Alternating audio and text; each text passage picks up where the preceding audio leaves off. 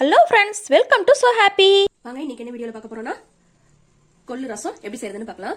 அதுக்கு நான் கொள்ளு வறுத்து எடுத்துருக்கேன். இதுல ஒரு கப் அளவுக்கு நான் வறுத்து எடுத்து ஏற்கனவே குக்கர்ல போட்டு ஒரு 10 விசில் போல நல்லா வேக வச்சு எடுத்து வச்சிருக்கேன். இதை மீதி இருக்கிறதுனால எடுத்து உங்களுக்கு காட்டுறேன்.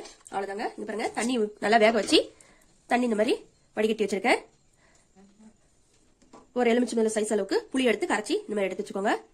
கூடவே ஒரு பெரிய தக்காளியா ஒரு தக்காளி நல்லா நைஸா அரைச்சி வச்சிருக்கேன். தக்காளி அரைச்ச மிக்சியில தண்ணி எடுத்து வச்சிருக்கேன். கொஞ்சம் கொத்தமல்லி, கருவேப்பிலை, அதுக்கு தேவையான ஒரு ஸ்பூன் மிளகு, ஒரு ஸ்பூன் சீரகம், 2 வரமிளகாய், ஒரு கட்டி போல பூண்டு, அது கொஞ்சமா பெருங்காயம். அவ்வளவுதாங்க. வாங்க இப்போ ரசத்துக்கு தேவையான இதெல்லாம் அரைச்சிக்கலாம். வரமிளகாய் 2, மிளகு 1 ஸ்பூன், சீரகம் 1 ஸ்பூன், ஒரு கட்டி பூண்டு, கூடவே நான் கொழுந்தா இருக்கிற கருவேப்பிலையை இது கூடவே சேர்த்திக்கிறேன். தாளிக்கிறதுக்கு கருவேப்பிலை இருக்குது, 2 கொத்து கருவேப்பிலை போதும்.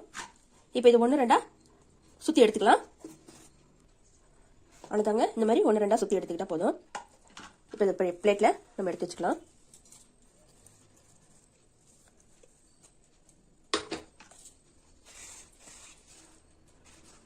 நம்ம தக்காளி அரைச்சிருக்கோம் பாத்தீங்களா, அந்த தண்ணி கொஞ்சமா இதுல சேர்த்து மிக்சியில எடுத்துக்கலாம்.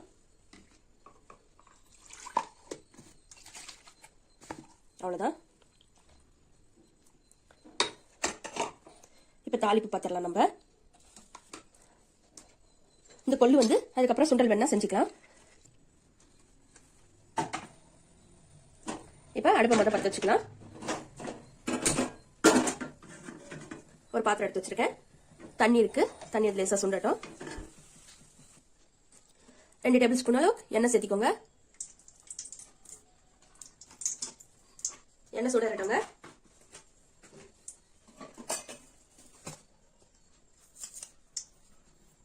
ஒரு 1/4 டீஸ்பூன் கடுகு சேர்த்திக்கோங்க. கடுகு பொரிஞ்சு வரட்டும்.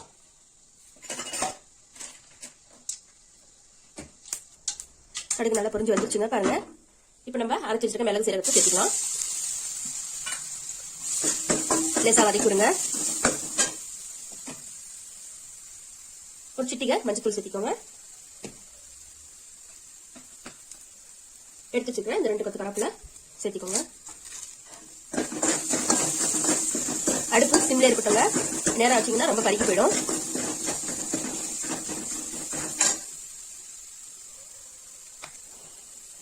ஒரு 1/4 டீஸ்பூன் அளவுக்கு பெருங்காயம் சேர்த்திக்கோங்க.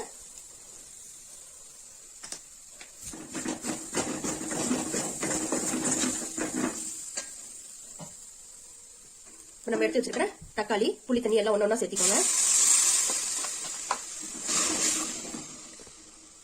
இது கொள்ளு தண்ணி.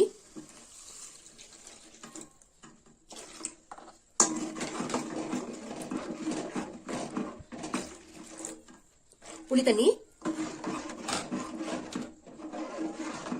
இது தக்காளி எடுத்து வச்சிருக்க களி வச்சிட தண்ணி. இது மிக்ஸி அரைச்சி தண்ணி எடுத்து வச்சிருக்க அதையும் சேர்த்திக்கலாம். இதுக்கு தேவையான அளவு உப்பு சேர்த்திக்கோங்க. ஒரு 1/2 டீஸ்பூன் அளவுக்கு நான் உப்பு சேர்த்திருக்கிறேன். அவ்வளவுதாங்க. உங்களுக்கு ரொம்ப புளிப்பா இருந்துச்சுன்னா பார்த்துட்டு நீங்க தண்ணி சேர்த்திக்கலாம். இல்ல இதே கரெக்டா இருக்குதுன்னா இதே விட்டுருங்க. தட்டு போட்டு மூடி வச்சிருங்க. கொதி வரட்டும், பார்க்கலாம். பாருங்க, கொதி வரதுக்கு முன்னாடி நம்ம மூடி எடுத்துடலாம். கொதி வந்துருச்சுன்னா ரசம் நல்லா இருக்காது. கரெக்டா கொதி வர டைம். ஒரு கொதி வந்தோடனே அடுப்பு ஆஃப் பண்ணிடணும். பாருங்க, இப்போ ஒரு கொதி வருது. அவ்வளவுதான், நம்மளுடைய கொள்ளு ரசம் ரெடி ஆயிடுச்சு. ரொம்ப கொதிக்க விட்டுறக்கூடாதுங்க. இந்த மாதிரி ஒரு 2 கொதி வந்தோடனே அடுப்பு ஆஃப் பண்ணிடலாம். அடுப்பு ஆஃப் பண்ணிட்டு நம்ம எடுத்து வச்சிருக்க இந்த கொத்தமல்லி தலையை தூவி விட்டுக்கோங்க. அவ்வளவுதாங்க, நம்மளுடைய கொள்ளு ரசம் ரெடி ஆயிடுச்சு. இந்த சளி பிடிச்சிருக்க டைம்ல இந்த மாதிரி கொள்ளு ரசம் வச்சு சாப்பிட்டு பாருங்க. கொள்ளு சுண்டல், கொள்ளு சட்னி, இது மாதிரி எல்லாம் செஞ்சு சாப்பிட்டீங்கன்னா சளிக்கு நல்லது. இதே மாதிரி நீங்களும் செஞ்சு ட்ரை பண்ணி பாருங்க. இந்த வீடியோ உங்களுக்கு பிடிச்சிருந்தா லைக் பண்ணுங்க, ஷேர் பண்ணுங்க, கமெண்ட் பண்ணுங்க. மறக்காம நம்ம சோ ஹாப்பி சேனலை சப்ஸ்கிரைப் பண்ணிடுங்க. தேங்க்யூ.